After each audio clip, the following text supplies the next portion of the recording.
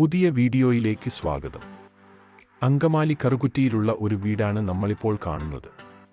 5.5 സെന്റ്സ് പ്ലോട്ടിൽ 2031 ചതുരശ്രടിയിലാണ് ഈ വീട് നിർമ്മിച്ചിരിക്കുന്നത്. ദേശീയപാതയിൽ നിന്നും 1 കിലോമീറ്റർ മാത്രമാണ് ഈ വീട്ടിലേക്കുള്ള ദൂരം. അപ്പോളോ ആശുപത്രി 1.2 കിലോമീറ്ററിൽ എത്തിച്ചേരാവുന്നതാണ്. അങ്കമാലി ടൗണിൽ നിന്നും വെറും 7 കിലോമീറ്റർ മാത്രമാണ് ഈ വീട്ടിലേക്കുള്ള ദൂരം.